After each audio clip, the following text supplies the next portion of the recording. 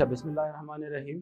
आज के लेक्चर में हम 2-3 सवाल मज़ीद डिस्कस करेंगे और उन 2-3 सवालों के बाद विल डिस्कस फाइल हैंडलिंग वाला कॉन्सेप्ट। ठीक है, file handling is one of the very important concepts in your AS level as far as your exams are concern, because one of the question in paper 2 is directly coming from file handling. ठीक है, file handling के बाद हम उसको, because wherever you see in your books और wherever file handling is taken very as a very small concept, yeah, there are very less explanation about file handling, but when we see past papers, so there are very detailed questions that come from file handling topic. तो जो file handling topic है उसके अंदर हम लोग बहुत detail में उसको डिस्कस करेंगे। ठीक है वो आसान सा कॉन्सेप्ट, इतना टफ नहीं है, बट अभी एक दो सवाल हम डिस्कस करते हैं जिसमें हम लोग अपना जो सा ना लॉजिक्स को डेवलप करेंगे। जैसे एक सवाल है, बहुत बेसिक से सवाल है जिनको जिक्र करूंगा, सिर्फ एक अनदर वे ऑफ थिंकिंग है उसका चेक करने के लिए। एक सवाल है जी, write in algorithm using pseudo code which input 1000 numbers and output how many of these numbers were whole numbers.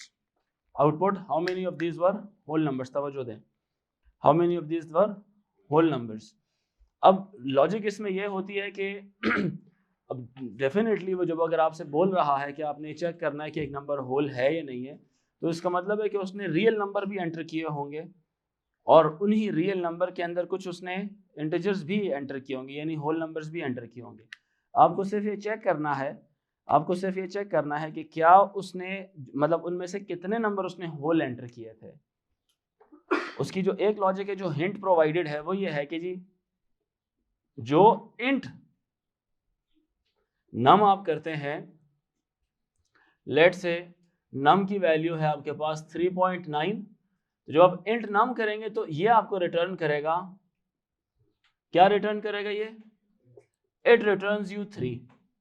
Logic ये बनती है कि अगर ओरिजिनल नंबर आपके पास 3.9 है और इंट नम जब आप करेंगे तो वो उसका आंसर आ जाएगा 3। ये कैसे चेक किया जा सकता है कि वो जो नंबर एंटर किया था क्या वो होल है या नहीं?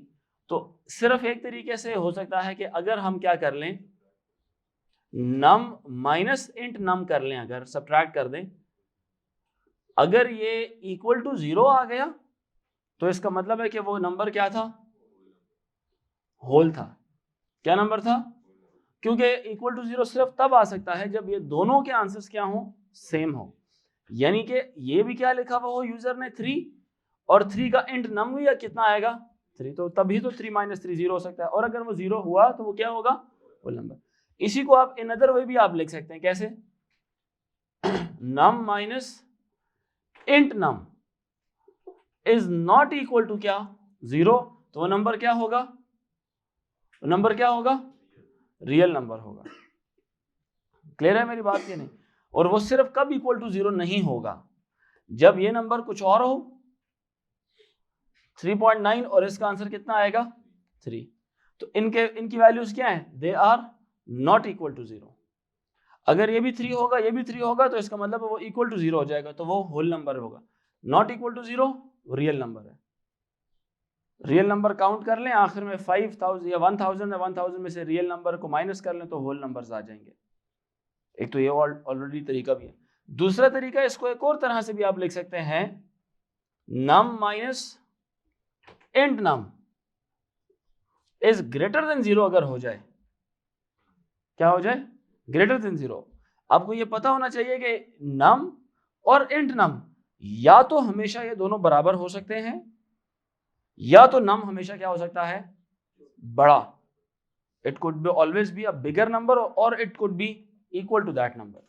नम और इंट नम कभी भी नम छोटा नहीं हो सकता उससे, क्योंकि इंट नम क्या करता है, एक बड़े नंबर को, जो डेसिमल में बड़ा नंबर था, उसको ट्रंकेट कर लेता है। ट्रंकेट का मतलब क्या है, उसका डेसिमल पार्ट बीच में से काट देता है, रिमूव कर देता है। तो इसका आंसर या तो 0 आएगा, और 0 सिर्फ तब आएगा जब वो होल नंबर था। ग्रेटर देन 0 कब आएगा, जब वो रियल नंबर था। बात समझ आ रही है कि नहीं? तो आप इफ में इन तीनों में से कोई भी एक कंडीशन आप इस्तेमाल कर सकते हैं, लेकिन आपको पता होना चाहिए कि आप जब इफ की कंडीशन लिखेंगे तो उसके अंदर ब्रैकेट में आप किस चीज को इंक्रीमेंट करवाएंगे। अगर आप ये कंडीशन लिखते हैं तो आप होल नंबर को इंक्रीमेंट करवाएंगे। अगर आप ये कंडीशन लिखते हैं तो टेक्निकली इफ के अंदर अगर आप जाएंगे तो वो रियल नंबर की बात चल रही होगी उसके अंदर। और ये कंडीशन लिखते हैं तो ये भी सिर्फ तब चल सकती है जब अंदर किसकी बात होगी, रियल नंबर्स की बात होगी। बात समझ आ रही है कि नहीं? आपको ये महसूस हो रहा होगा कि कंप्यूटर की जो लॉजिक्स हैं ये मैथ्स और फिजिक्स से टोटली डिफरेंट है। It's another different way of thinking. ये बिल्कुल एक मुख्तलिफ दुनिया की चीज़ है जिसको आप बिल्कुल अलग तरीके से आप इसको स्टडी या डिस्कस कर रहे होते हैं।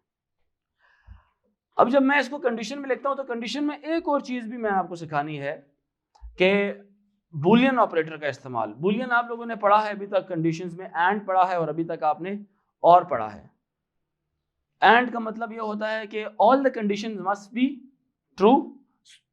अगर पूरी आपने ट्रू माननी है तो जितनी भी कंडीशंस हैं वो सब क्या होनी चाहिए, ट्रू होनी चाहिए। और में क्या होता है, कोई एक भी कंडीशन ट्रू हो गई तो सारों को क्या मान लिया जाता है, ट्रू मान लिया जाता है। एक तीसरी भी बूलियन लॉजिक इस्तेमाल होती है कंडीशंस में, नॉट की लॉजिक इस्तेमाल होती है। किसकी लॉजिक? नॉट की लॉजिक इस्तेमाल होती है। तो ये बात देखिएगा, नॉट जब भी कभी आप नॉट और इसके आर्गुमेंट में आप ट्रू दे देते हैं तो ये ओवरऑल इसका आंसर क्या होता है, not true is also equal to what, false. समझ आ रही है कि नहीं? जब कभी भी कोई अंदर आप एक स्टेटमेंट लिखें और साथ क्या लिख दें, नॉट, तो वो उसका ऑब्वियसली क्या कंसीडर किया जाएगा, ऑपोजिट। नॉट ट्रू का मतलब ये भी है ना कि वो फॉल्स है। या इवन अगर मैं यूं कर देता हूं, नॉट फॉल्स कर देता हूं, नॉट फॉल्स क्या होगा बच्चों, ये क्या हो जाएगा, ट्रू होगा। Not false is also known as true, it is also considered as true. समझ आ रही बात? अब अगर देखो, ये अगर कंडीशन ट्रू होगी तो जीरो है और ये कंडीशन ट्रू होगी तो क्या है, रियल। बात समझ आ रही है कि नहीं? अगर मैं क्या कर दूं, मेरी बात समझना जरा टेक्निकली, ये इसके अलावा दो बातें ना, या ये वाली बात है या ये वाली बात है। Are you getting my point कि नहीं? अगर मैं यहां पे यूं ब्रैकेट लगा दूं और इसके साथ ये लिख देता हूं क्या चीज भला, नॉट, इसके अंदर किसकी कैलकुलेशन है, होल नंबर की। जब मैं नॉट लगा दूंगा तो ये इनफैक्ट किसकी बन जाएगी, फिर किसकी बन जाएगी, रियल नंबर की बन जाएगी। तो क्योंकि num minus int num is equal to zero, मैंने कहा नॉट इक्वल टू जीरो, तो वो इनफैक्ट ये इसके बराबर हो जाएगा। नॉट लॉजिकली कंसीडर हो रहा है कि ये क्या था, ये किसकी बात थी, होल नंबर की। तो इस वाले केस में तो दो ही केसेस है, या रियल है या होल है। नॉट होल किसके बराबर होगा, ये इसके ऑपोजिट हो जाएगी बात। आप कंडीशन में ऐसे भी लिख सकते हैं, मेरी बात समझ आई? या ये वाली किसके बराबर थी, ये रियल नंबर के बराबर है।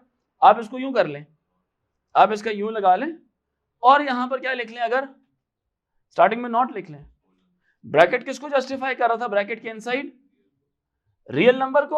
अगर आप ये लिख देते हैं नॉट रियल नंबर तो वो टेक्निकली क्या हो जाएगा, फिर ये कंडीशन बिल्कुल दुरुस्त होगी और ये हमेशा होल नंबर कैलकुलेट करेगा। इसी तरह से ये किसकी कैलकुलेशन है, रियल नंबर की। ब्रैकेट के इनसाइड बात चल रही है किसकी, रियल नंबर की। आप यहां पे क्या कर लेते हैं, कंडीशन में नॉट लिख लेते हैं तो ये फिर किसकी बात हो जाएगी, होल नंबर की बात हो जाएगी।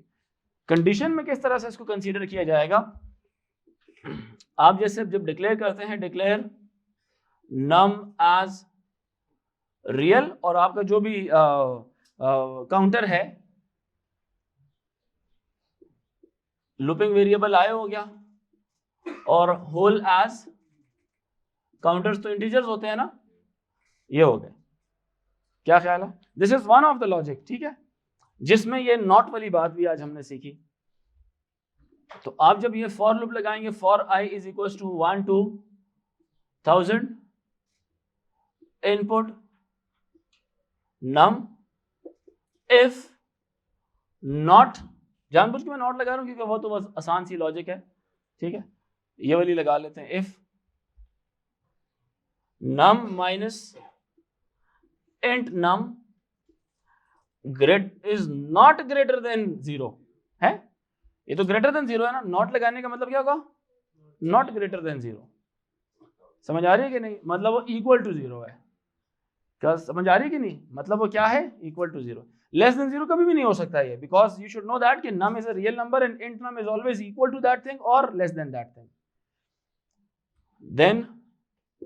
देन नीचे क्या कर देगा वो, whole is equals to whole plus 1 और यहां पे क्या डाल देगा एंड इफ, और यहां पे क्या आ जाएगा उसका नेक्स्ट आई, आउटपुट क्या आ जाएगा होल आ जाएगा।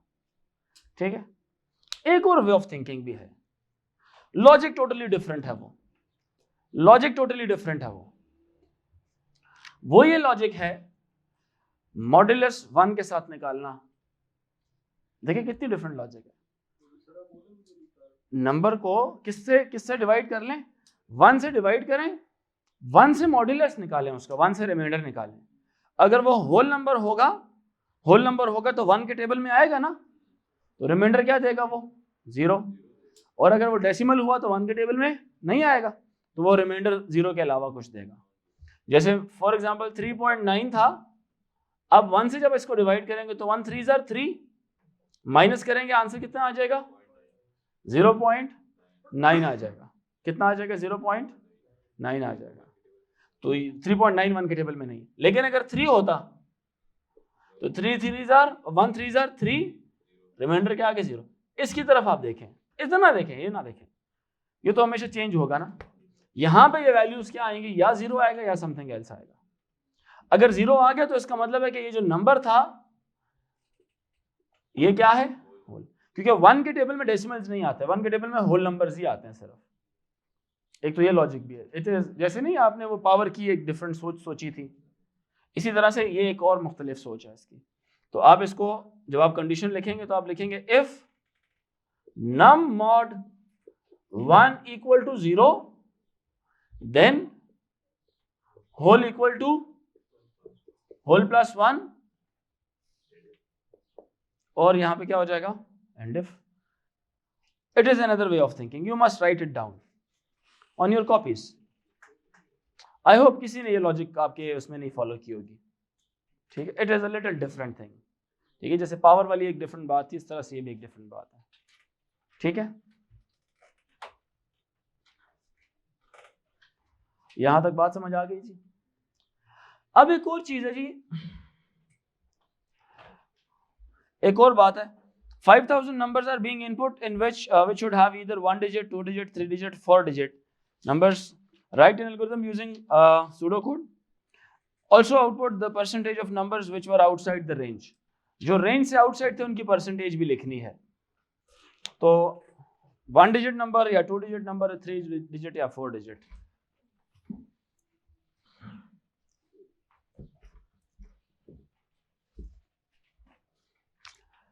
अब D1 equal to 0, D2 equal to 0, D3, और इनके इनिशियलाइजेशंस आपने यहाँ पे देख ली। ठीक है, इनिशियलाइजेशंस यहाँ पे आपने देख ली इनकी।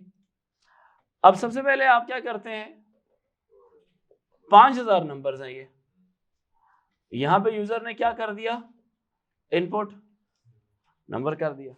इसको नेस्टेड इफ से भी कर सकते हैं आप, और केस से भी कर सकते हैं। केस सूडो कोड में चलता है, केस पाइथन में नहीं चलता। केस पाइथन में नहीं है, पाइथन में जस्ट नेस्टेड इफ है, और केस जो सा विजुअल बेसिक में है। ठीक है, केस विजुअल बेसिक में है। इनपुट नम हो गया जी,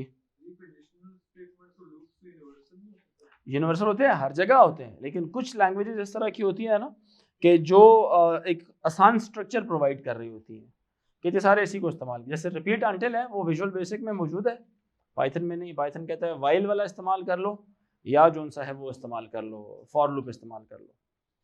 ठीक है, वो ज़्यादा डिटेल, मतलब ज़्यादा कॉम्प्लेक्सिटी नहीं कॉज करता। ठीक है, अच्छा, इनपुट नम हो गया। हम इसको अगर केस से करें, केस ऑफ नम, अगर नंबर ग्रेटर देन क्या हुआ, ग्रेटर देन नहीं, लेस देन 10 हुआ। चूंकि हम देखें एक टेक्निक फॉलो करेंगे अभी, अगर नम लेस देन 10 हुआ तो नंबर कैसा है,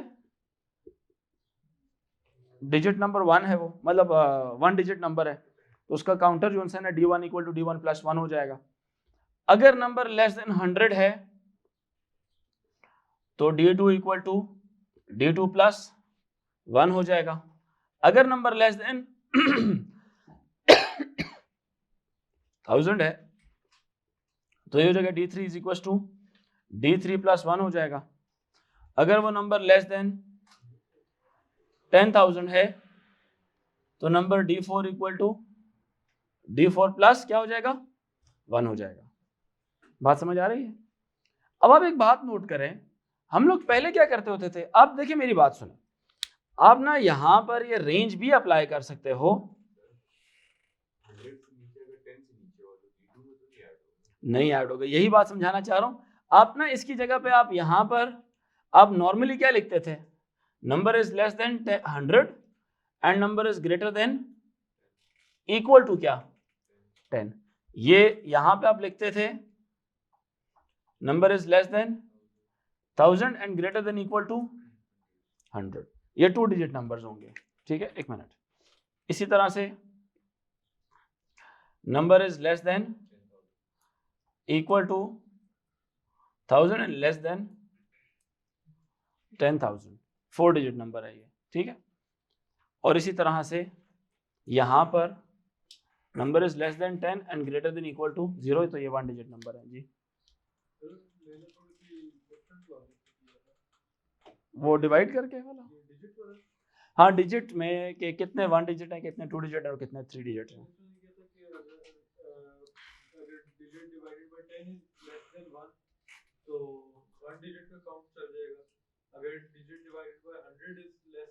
देख लेते मैं देख लेता हूँ, देख लेते हैं।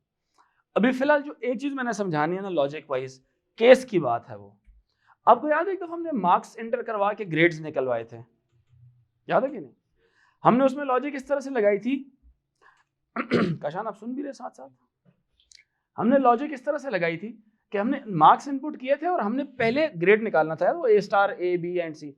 हमने कहा था if marks are greater than equal to 90 then grade equal to A*, else if marks are greater than 80 greater than equal to 80, हमने ही नहीं लिखा था and less than equal to 90 भी। क्या लिखा था हमने? ऐसे नहीं, जरूरत ही नहीं थी उसकी, क्योंकि एक नंबर अगर 90 से बड़ा है वो ऑटोमेटिकली पहली वाली स्लैब में लाई कर जाएगा, A* आ जाएगा और वहां से एल्स इफ चेक ही नहीं होगा और डायरेक्टली किधर चला जाएगा, डायरेक्टली एक दफा इफ कंडीशन फॉलो हो गई तो अब किधर जाएगा आपका flow, out of the if condition चला जाएगा। अगर पहली नहीं फॉलो हुई, 85 मार्क्स आए थे उस बच्चे के, तो वो किधर लाई करेगा, वो सेकंड में लाई करेगा, एल्स इफ में लाई करेगा। किस में लाई करेगा? एल्स इफ में लाई करेगा, उसको ग्रेड A मिल जाएगा। अगर उस बच्चे के लेट से आप कहते हैं कि सर अगर वो एल्स इफ में आ गया और उसके मार्क्स थे 92, तो एल्स इफ में आएगी ही नहीं, वो इफ में ही पहले में ही कैटर हो जाएगा। तो उसमें आप कंडीशन पता क्या लिखते थे? आप लिखते थे if marks are greater than 90 then grade equal to A*, else if marks greater than 80 then grade equal to A, else if marks equal to marks greater than equal to 70 grade B, marks greater than equal to 60 grade C। अब दूसरी limit आप लिखते नहीं थे, ऐसा range नहीं लिखते थे आप एक बात लिखते तो उसमें दोनों चीजें कवर होती थी। यहां पे अदर वे राउंड में इस्तेमाल कर रहा हूं कि अगर नंबर लेस देन 10 हुआ तो 1 डिजिट है, अगर 10 से मतलब लेस देन 10 ना हुआ तो 10 से बड़ा होगा या 10 होगा, 2 डिजिट वाला सिनेरियो आएगा, इसमें आ जाएगा फिर। इट इज नॉट पॉसिबल कि अगर वो एक नंबर 1 डिजिट नंबर था पहले वाले को प्रोसेस कर ली तो सेकंड को भी चेक करेगा, चेक ही नहीं करेगा उसको। क्लियर हुई मेरी बात कि नहीं? बेशक सेकंड आपने कंडीशन रॉन्ग लगाई हुई और सेकंड कंडीशन भी ट्रू हो जाती है। स्ट्रक्चर का जो असूल है वो ये है कि अगर पहली वाली कंडीशनल या सिलेक्शन स्टेटमेंट ट्रू हो जाती है तो उसको प्रोसेस करता है, उसके बाद इवन कंडीशनें ठीक भी लिखी हुई होनी चाहिए, प्रोसेस हो भी रही हो, नहीं चेक करेगा उसको। क्लियर है मेरी बात कि नहीं? यानी कि ऊपर लिखा हो ना मार्क्स वाले केस में if num is greater than equal to 90 then grade equal to A*, और नीचे लिखा हो else if marks greater than equal to 90 फिर से लिखा हो and then grade equal to B। गलत लॉजिक लगा दी ना आपने, मिसाल ले रहा हूं, समझ आ रही है कि नहीं? आपको अगर ऊपर से उसने नंबर एंटर किया हुआ है ना, मिसाल के तौर पर 90, तो वो आएगा और ग्रेड उसको A* ही देगा, B की तरफ जाएगा ही नहीं, हालांकि B में भी सेम कंडीशन आपने लिख दी है, गलती से क्या कर दी है, सेम कंडीशन। तो टेक्निक क्या समझा रहा हूं मैं, मतलब लॉजिक क्या समझा रहा हूं कि जब इफ फर्स्ट या कोई भी एक स्टेज के ऊपर इफ की कंडीशन या स्टेटमेंट ट्रू हो जाती है और वो नीचे स्टेप्स को प्रोसेस कर लेता है तो उसके बाद वो किसी को चेक ही नहीं करता, जो भी लिखा हुआ है। सिंटैक्स एरर नहीं होना चाहिए, लॉजिक एरर हो, लॉजिक एरर कोई भी नहीं निकाल सकता अदर देन प्रोग्रामर। या कोई पीयर प्रोग्रामर, साथ दोस्त आपका हो, कोलीग हो, वो सिर्फ आपका वो एरर निकाल सकता है अगर उसको पता लग जाए। Logic error computer can not find. ठीक है, ठीक है। Logic error is something like if you want to multiply something but you write the sign of plus, no one would know, only you would know और the client would know कि आपको वो उसको पता होगा कि मेरे वैल्यूज क्या देनी है और मुझे इसके रिजल्ट्स क्या मिलने चाहिए। ठीक है, या आपके जो बीटा टेस्टर्स हैं वो बता सकते हैं। मेरी बात सबको समझ आ रही है? अच्छा, केस में एक और फायदा भी होता है, बार बार नम नम नम दोबारा वेरिएबल नहीं लिखते होते, आप जस्ट कंडीशंस पुट अप करते हैं और उसके आगे आप वैल्यूज लिखते हैं, तो it becomes a very short code as compare to nested if conditions. फिर इसके बाद यहां पे एक बात आ जाएगी, किसकी वाली किसकी? अदरवाइज की। अदरवाइज में क्या करेगा? Out range is equal to out range plus 1 और यहां पे हम आउट रेंज को भी 0 कर देते हैं और यहां पे हो जाएगा क्या चीज ये? And case. और यहां पे हो जाएगा क्या चीज ये? नेक्स्ट आए। क्लियर हुई मेरी बात? अब एक बात है वैसे, आई होप यहां तक सारों को कहानी से समझ आ ही रही होगी।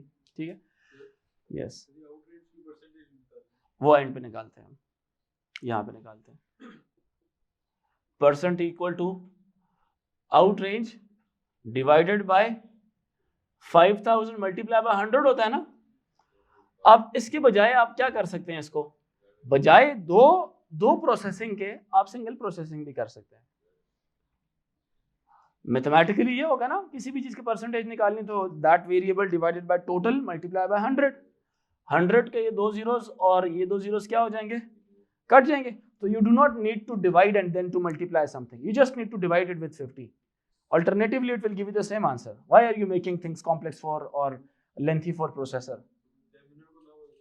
Oh, he will always know, he is examiner। वो जैसे नहीं आप कहते हैं मेरे अब्बू को क्या पता चलेगा, वो आपके अब्बू हैं, ठीक है, उन्हें सब कुछ पता होता है आपके बारे में, सम टाइम वो बताते नहीं है।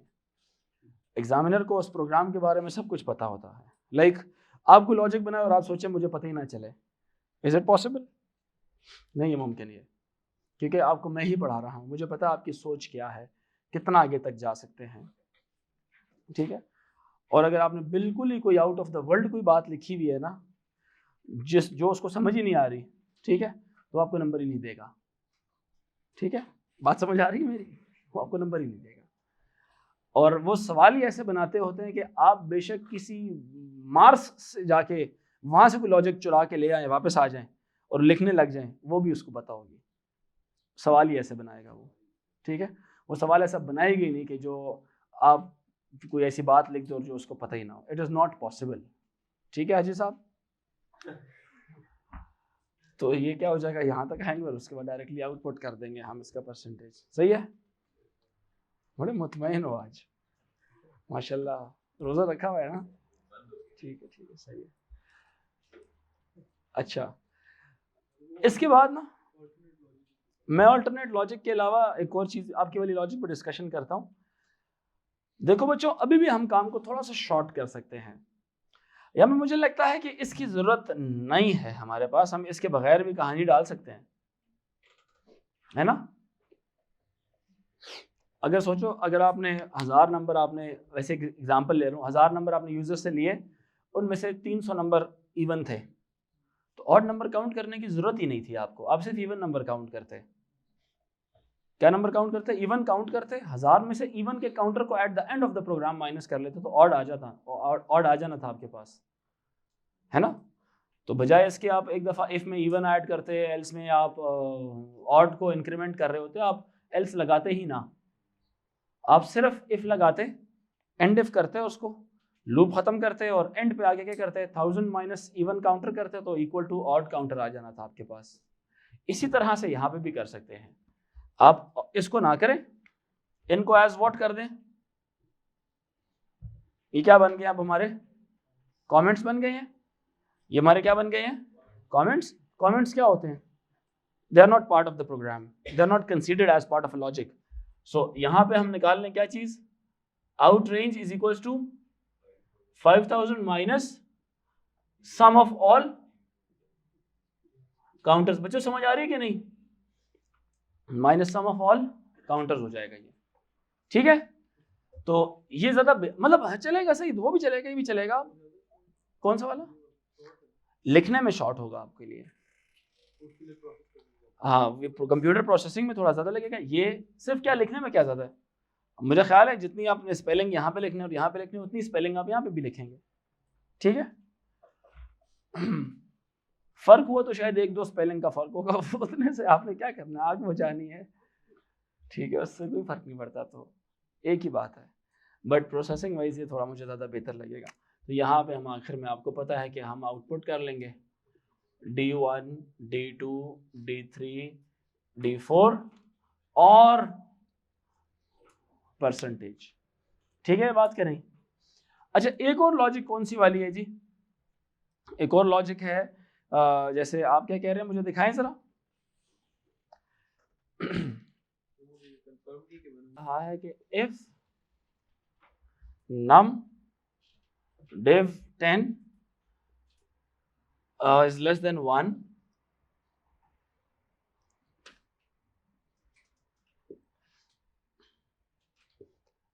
स्टार्ट करें।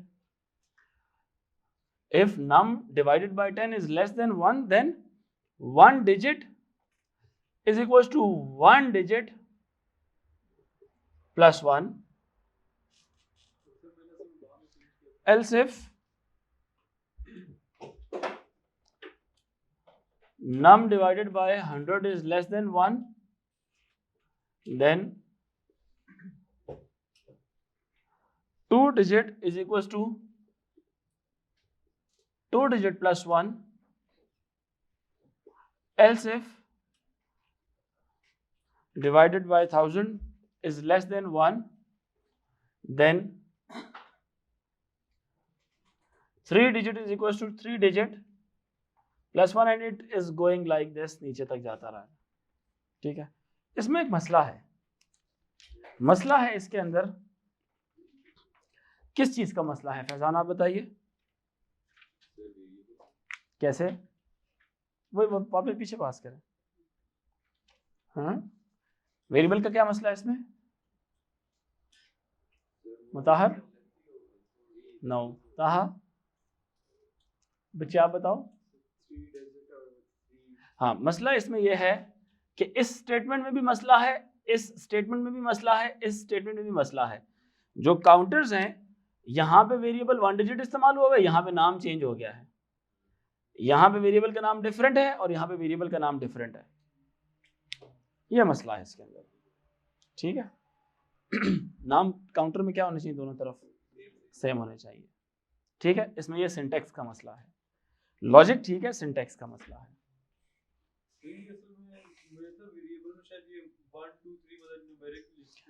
यहां से नहीं ले सकते आप, जो अगर आपने वेरिएबल का नाम रखना ना डिजिट से स्टार्ट करना, तो डिजिट हमेशा बाद में आना चाहिए। असूल क्या है आइडेंटिफायर के नाम के, it must start with an alphabet, you shouldn't be keeping space between multiple words of a variable. They must be accompanied or connected using an underscore or without space.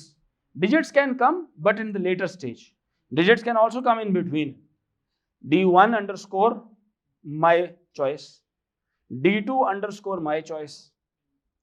दोनों variables different हैं. D underscore 1 underscore my underscore choice. It's a one variable. Clear हो रही है मेरी बात कि नहीं? तो this is how the logic is developed, this is likewise, ये भी बात ठीक है आपकी, सही है, समझ आ रही है कि नहीं आ रही? अच्छा जब आपने चूंकि ये बात करी दी है, इसके अलावा भी फिर एक लॉजिक डेवलप कर सकते हैं आप। फॉर लूप के अंदर क्या कर लें, यहां पर आप एक वो रिपीट वाला लूप लगा लें और डिजिट्स काउंट कर लें, उसके क्या कर लें, डिजिट्स काउंट कर लें, और लेंथी हो जाएगा वैसे, वो डिजिट काउंट कर लें और डिजिट को चेक कर लें कि वो 1 था, 2 था या 3 था या 4 था। अगर d इक्वल टू 1 लंबा हो जाएगा, छोड़ें उसको, बहुत ज़्यादा लेंथी हो जाएगा। वो जो नहीं हम वो जो डिजिट्स निकाल रहे थे कितने डिजिट नंबर है, या डिजिट्स का जो सम वाली जो लॉजिक है, मॉड और डिव वाली, एक वो लॉजिक भी इसके अंदर है। बात अलबत्ता ठीक ही है आपकी, लेकिन मेरा ख्याल है कि एक गलती इसके अंदर ये वाली और बाकी थोड़ा सा लंबा हो जाएगा ये, ठीक है। अब हम स्टार्ट करते हैं जरा file handling. one of the very important topic is file handling. File handling ये कॉन्सेप्ट किस चीज का है? इनफैक्ट ये फाइल्स का कॉन्सेप्ट है। ये हमें देखें, पहले आपने एक चीज समझनी है, एज अ कॉन्सेप्ट समझना है इसको, एज अ कॉमन सेंस वाला कॉन्सेप्ट समझना है। कंप्यूटर प्रोग्रामिंग के अंदर जब भी आप एक सॉफ्टवेयर रन कर रहे होते हैं या कोई एक प्रोग्राम बनाते हैं तो उसका हार्ड डिस्क के साथ कोई लेना देना नहीं होता। जो रनिंग ऑफ द सॉफ्टवेयर होती है, जो वैल्यूज यूजर एंटर करता है, प्रोग्राम को चेक करता है कि वैल्यूज के आंसर्स क्या आ रहे हैं, no matter what the program is being made, user की all activities they are dealt with using the main memory. वो सिर्फ मेन मेमोरी के अंदर उसकी वैल्यूज रखी होती है, यानी कि जब प्रोग्राम बंद होगा, जब प्रोग्राम क्लोज होगा तो मेन मेमोरी में से उसके तमाम प्रोग्राम के जो कंटेंट्स है वो वाइप आउट हो जाएंगे। क्या हो जाएंगे? वाइप आउट हो जाएंगे। लेकिन अगर आपने उसके कंटेंट्स, जो यूजर नंबर एंटर करता है, जो यूजर नंबर एंटर करता है या उसके जो आउटपुट्स आते हैं, अगर आपने उन आउटपुट्स को या यूजर के जो उनसे इनपुट्स थे उसको परमानेंटली अपने पास होल्ड करना है, एज अ रिकॉर्ड याद रखना है, जो चेंजिंग हो रही थी प्रोग्राम के अंदर, वेरिएबल में जो वैल्यूज डल रही थी, अगर आप उसको होल्ड ऑन करना चाहते हैं so that you can use those values या keep it as a record for, या आप उनको अपने पास कंप्यूटर में सेव करना चाह रहे हैं कि बाद में फॉर लेटर यूज आप उनको चेक कर सकें। कोई डेटाबेस बना रहे थे आप, यूजर एक्टिविटीज का डेटाबेस बना रहे थे, तो आप उसकी क्या करेंगे? फाइल्स बनाएंगे आप। अरेज क्या करती है? वो मेन मेमोरी में आपकी वैल्यूज रख रही होती है। जो फाइल वाला डेटा स्ट्रक्चर है वो एक ऐसा डेटा स्ट्रक्चर है जो आपकी डीलिंग किसके साथ करता है? हार्ड डिस्क के साथ करता है। आपकी हर चीज सेव होती है कहां पर? हार्ड डिस्क में सेव हो रही होती है, मेन मेमोरी में नहीं सेव होती कुछ भी। मेरी बात समझ आ रही है कि नहीं? मेन मेमोरी में कुछ भी सेव नहीं होती, everything goes in the hard disc, so that in the later stage अगर आपको चाहिए हो तो वो आपकी, आप उसको लोकेशन में बताते हैं कि सी ड्राइव में जाके सेव कर दो, ड्राइव डी में जाके। अब ये C D E F drives कौन सी होती है? ये विंडो आपकी, सॉरी, हार्ड डिस्क की पार्टीशंस है। ये 1 टेराबाइट की हार्ड डिस्क है, आपने उसकी मुख्तलिफ पार्टीशंस की हुई है और हर पार्टीशन का आपने एक ड्राइव का नाम रखा हुआ होता है। बात समझ आ रही है कि नहीं? तो आप उसको स्पेसिफाई करते हैं जो फाइल में बना रहा हूं ये कहां पे बनानी है आपने। अब लेटर ऑन जाके उसको चेक कर सकते हैं, एग्जैक्टली उसी तरह उसी नाम की फाइल वहां पर आपके पास क्या होगी? मौजूद होगी, बनी बनाई पड़ी हुई होगी। क्लियर है मेरी बात कि नहीं? तो जब मैं फाइल्स की बात करता हूं तो ये एक ऐसी चीज है कि जो आपके हार्ड डिस्क ड्राइव में जाके सेव हो जाती है। आपकी प्रोग्राम जितनी इंटरेक्शन है वो सारी यूजर इंटरेक्शन जो मेन मेमोरी में होनी थी, मेन मेमोरी में होती है, but now it is also done in the banking store, hard disk drive में भी हो रही है। बच्चों, आप लोगों को मेरी बात समझ आ रही है? यस बिल्कुल सही है। अगर फाइल हैंडलिंग कराएंगे तो उधर भी जाके सेव होगा। अरेज से सारा डेटा डिलीट हो जाएगा, फाइल के अंदर आपका डेटा पड़ा हुआ होगा। दोबारा अगर आपको चाहिए तो दोबारा वो फाइल जो हार्ड डिस्क ड्राइव है वो मेन मेमोरी में लाएगी और आपको आप इंटरेक्ट कर पाएंगे उससे। एवरीथिंग सिवाय फाइल्स के, हर चीज जितनी प्रोग्रामिंग में हम करते हैं, ओ लेवल में, एएस में, ए2 में, यूनिवर्सिटी में, एवरीवेयर मेन मेमोरी के साथ उसका ताल्लुक होता है। यानी कि once the program is closed, जब तक रन कर रहा है आप उसको यूज करते जाएं। मेरी बात समझ आ रही है? जैसे एक बड़ा प्रोग्राम आपने बनाया हुआ है जिसमें मेन्यू प्रिंट हुआ हुआ है, यूजर अपनी चॉइस के मुताबिक मुख्तलिफ ऑपरेशंस करता है और वो करे जा रहा है, वो भी एग्जिट नहीं कर रहा प्रोग्राम में से, मेन मेमोरी में सारी काम। लेकिन अगर ये मैंने इस्तेमाल किया होता फाइल हैंडलिंग, तो मैं जितनी दफ़ा इनपुट कर रहा हूँ, जैसे नहीं एक होटल में मैंने मेन्यू से, होटल मुझे याद आ गया, होटल में आप एक मेन मेन्यू बनाते हैं जिसमें लोग अपनी वैल्यू क्या करते हैं, खाना पीना ऑर्डर करते हैं, बिल बनता है, ये सारा कुछ करने के बाद एट द एंड क्या होगा? रात को स्टोरेज में चाहिए ना, अदरवाइज मेन मेमोरी में अगर कहानी होती फिर तो भूल जाते सारे लोग।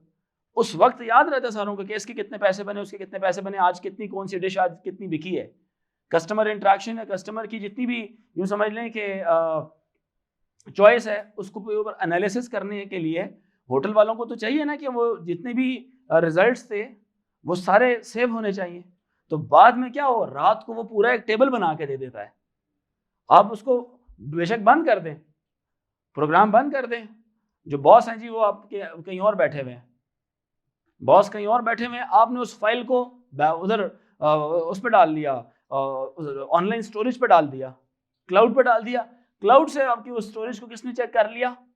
आपके बॉस ने चेक कर लिया, बॉस ने उस पर एनालिसिस लगा लिया, उसके पास भी एक सॉफ्टवेयर है, और उनके बॉस के प्रोग्रामर ने क्या किया, उस क्लाउड स्टोरेज में से उस टेक्स्ट फाइल को एवरी नाइट उठाई एक खास टाइम के ऊपर, और यहाँ से क्या किया, उसी प्रोग्रामर ने उस फाइल को एक खास टाइम के ऊपर, होटल बंद हो गई जी 11 बजे, सर सॉरी होटल क्लोज है हमारा, हम आपको सर्विसेज प्रोवाइड नहीं कर सकते, सिस्टम बंद हो गया।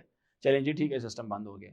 रात को 12 बजे क्या होगा, फाइल क्लोज हो जाएगी, वहां से यहाँ से 12 बजे क्लोज होगी, वही टाइम इंटरनेशनल टाइम के मुताबिक टाइम एक्सचेंज रेट चेक किया जाएगा जी, फलानी जगह क्या टाइम हो रहा है, उसके मुताबिक वहां से फेच कर ली जाएगी, वो फाइल फेच की जाएगी, उनकी वैल्यूज वहां से चेक कर ली जाएंगी, फिर वो वैल्यूज फेच कर ली जाएंगी। कौन कौन सी वैल्यूज, डिशेस चेक करो जी, dish number 1, dish number 2, dish number 3, सबसे ज्यादा डिशेस कौन सी बिकी हैं आज, रेवेन्यू कितना जनरेट हुआ हुआ है, समझ आ रही, टैक्स की मद में कितने पैसे आए थे, ग्राफ बन जाएगा सारा, इंटरेस्ट ऑफ द कस्टमर पता लग जाएगा जी, इनको तो बिरयानी पसंद है, इनको चाइनीज पसंद है, इनको फलानी चीज पसंद है, तो नेक्स्ट टाइम वैरायटी लेके आओ जी बिरयानी के अंदर, वैरायटी लेके आओ चाइनीज डिशेस के अंदर, वैरायटी लेके आओ सी फूड के अंदर, etcetera, just for the analysis purpose.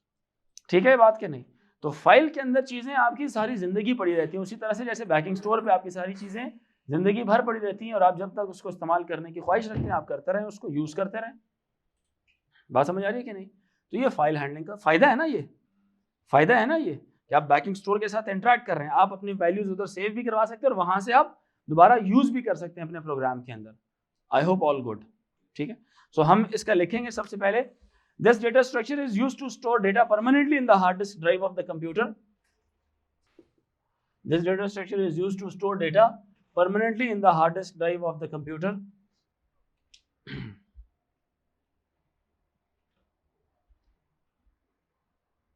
Normally लिखें, बल्कि ये लिखें, unlike other data structures such as array or other variables, unlike other data structures such as arrays, comma records, arrays, comma records, or other variables,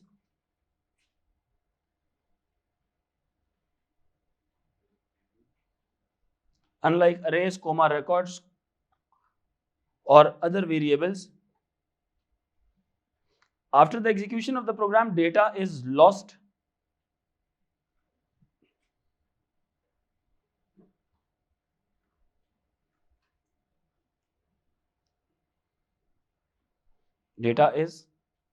after the execution of the program,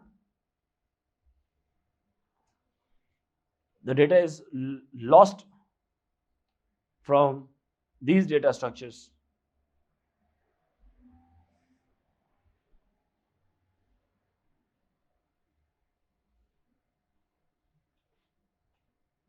Full stop. Whenever the program, next point लिखें, whenever the program needs the values of the identifiers, whenever the program needs the values of the identifiers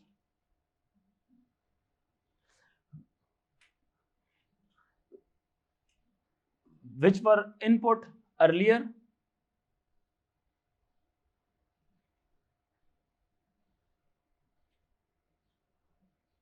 and now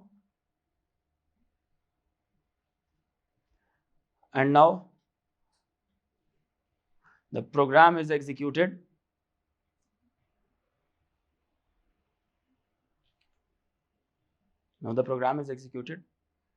then only we can use the concept of text files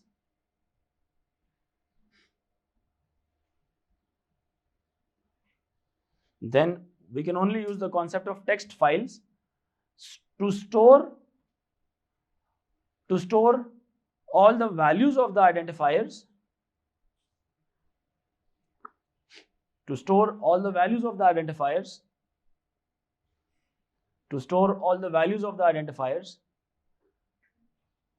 not in the main memory but in the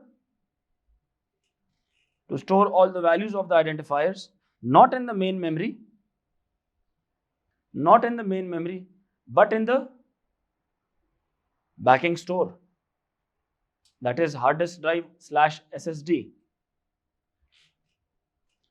but in the backing store, that is hard disk drive or SSD. Next लिखें जी, each text file consists of sequence of characters formatted into lines. Each text file created consists of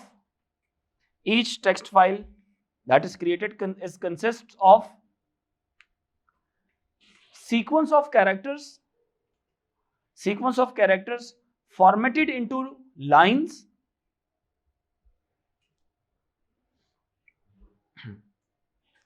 अब सुनना जरा, अब जब आप एक text file आपने बनाई, टेक्स्ट फाइल बना के जो वेरिएबल्स आपने इनपुट किए, टेक्स्ट फाइल बनाने के बाद आपने क्या किए, वेरिएबल्स जो क्या किए, इनपुट किए। आप जब एक वेरिएबल इनपुट करेंगे ना, एंटर दबाएंगे, तो वो टेक्स्ट फाइल नेचुरली क्या करेगा, शिफ्ट लाइन कर लेगा अपनी। यहाँ पे मेन मेमोरी में मेमोरी शिफ्ट करता है अपने नेक्स्ट वेरिएबल के लिए, यहाँ पे क्या करता है, वो लाइन शिफ्ट करता है। बात समझ आ रही है कि नहीं? फिर वो वेरिएबल आपने एंटर कर लिया, फिर क्या करेगा, अनदर लाइन शिफ्ट कर लेगा, फिर ये लाइन शिफ्ट करता जाता है ये। अब इसका मतलब क्या है, कुछ वैल्यूज लंबी हो सकती है एक लाइन में, कुछ वैल्यूज छोटी हो सकती है। Are you getting my point के नहीं? जैसे नहीं आप एक टेक्स्ट लिख रहे होते हैं, एक स्ट्रिंग की मिसाल ले लें, आपने ऊपर लिखा जी आई लव पाकिस्तान, और नीचे जस्ट आपने लिख लिया पाकिस्तान। सेकंड वेरिएबल में आपने क्या लिखा, पाकिस्तान लिख दिया। फर्स्ट वेरिएबल बहुत आगे एंड हो रहा है और सेकंड वेरिएबल बहुत जल्दी एंड हो जाता है। अब कंप्यूटर को कैसे पता चलेगा कि किस लाइन को कहां तक लेके चलना है? तो text file has certain built in functions जो इसको हैंडल कर रही होती हैं। दो तरह के बिल्ट इन फंक्शंस हैं जो इनको हैंडल करती हैं। एक है एंड ऑफ लाइन मार्कर, उसको बोलते हैं एंड ऑफ लाइन मार्कर, यानी कि जब वो रीडिंग चल रही होगी ना एक टेक्स्ट फाइल की, from the beginning of the first character, वो हर कैरेक्टर के बाद चेक करेगा क्या and of line marker true हुआ कि नहीं हुआ। And of line marker will only be true for first line when the line is what, finished. मतलब इफ देयर आर, बच्चे सुनना है ये, मैं दोबारा रिपीट नहीं करूंगा, दे आर वेरी इंपॉर्टेंट। अगर 50 लाइनें हैं तो there will be 50 end of line markers that will be generated, and every time if a line is being finished over here at this point, end of line marker will be true. It means that it will tell the program to not check for the next character because there is nothing placed on the next character, just go to the next line, time बचा देगा उसका। फिर ये यहां पर आ रहा है, आते आते यहां पर and of line marker true हुआ, नीचे चला जाएगा। इसका मतलब इसको कैसे पता कि यहां पे एंड ऑफ लाइन मार्कर है? नहीं पता होता, हर कैरेक्टर के बाद ये चेक कर रहा होता है कि is now end of line marker, is now end of line marker, is now end of line marker। नहीं, जैसे नहीं while लूप लगाते होते हैं, चेक करते रहो, आगे जाते रहो, जब तक काउंट की वैल्यू 10 नहीं होती चलाता जाएगा ना उसको। यहां पे भी क्या करता रहेगा, लाइन को हमेशा ये हॉरिजॉन्टली ही रीड करता है, नीचे कर्सर जाता ही नहीं है। कर्सर नीचे सिर्फ तब जाता है जब एंड ऑफ लाइन क्या हो जाए, एंड ऑफ लाइन क्या हो जाए, ट्रू हो जाए, कर्सर के नॉट नेचुरली किधर चला जाएगा। इसका मतलब क्या है कि लाइन क्या हो गई है, खत्म हो गई है, लाइन क्या हो गई है, खत्म हो गई है। तो इसके बारे में हमने सिर्फ ये देखना है कि एंड ऑफ लाइन मार्कर एक अवेलेबल है लाइन को टर्मिनेट करने के लिए। और इसी तरह से कैसे पता चलेगा एक टेक्स्ट फाइल को कि ये टेक्स्ट फाइल अब फिनिश हो गई है? अब उसमें क्या है, एक और मार्कर है।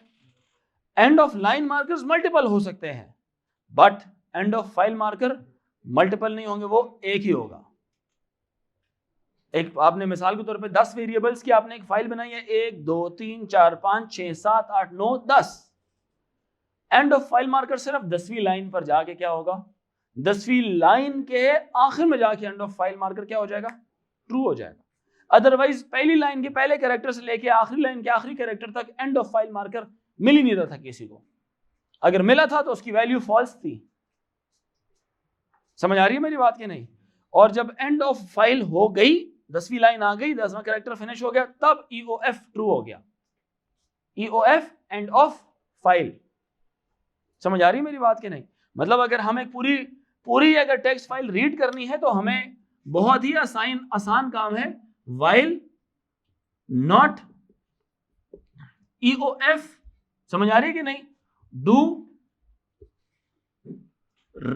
Read the file contents and यहां पे क्या हो जाएगा, एंड वाइल। समझ आ रही मेरी बात जी बच्चे? लाइन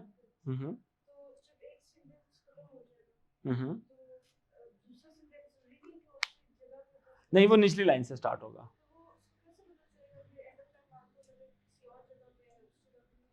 क्योंकि वो हर कैरेक्टर के ऊपर चेक कर रहा होता है।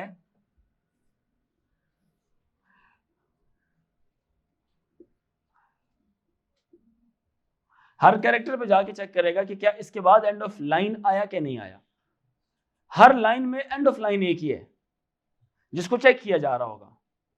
अब एंड ऑफ लाइन कहां पे अचीव हुआ होगा इसका? End of line equal to true N के बाद है। यहां पे आपने जस्ट लिखा है क्या, जस्ट दीज 3 कैरेक्टर्स, EOL के बाद क्या हो जाएगा, ट्रू हो जाएगा। समझ आ रही मेरी बात है कि नहीं? निचली लाइन में आपने लिखा हुआ है क्या, हेलो वर्ल्ड। यहां पे आपने अगली लाइन में लिख दिया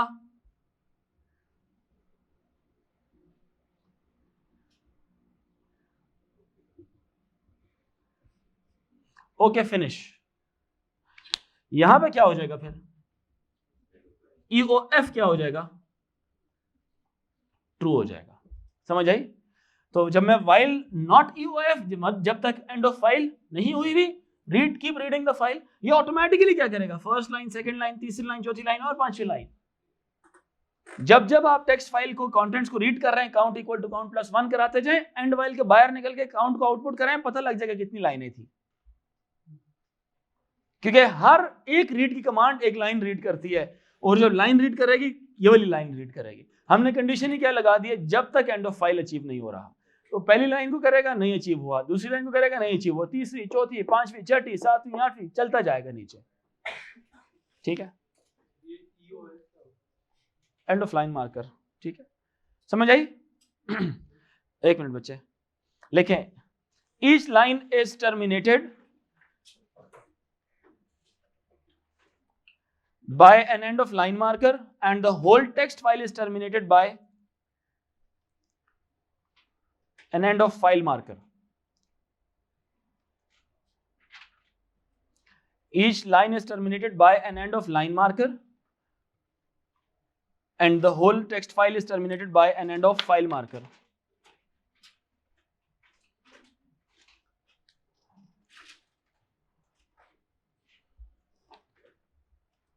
There are 3 main concepts.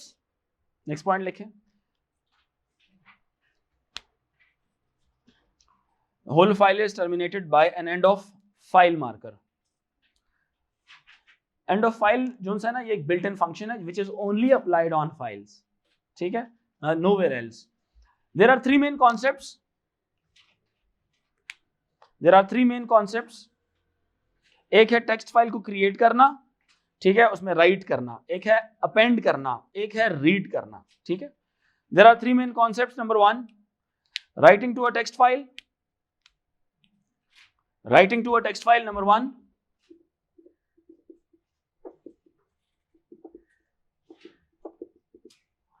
Number 2, reading from a text file.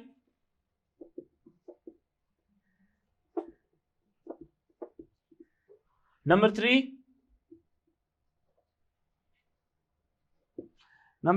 appending to a text file. Appending to a text file. ठीक है,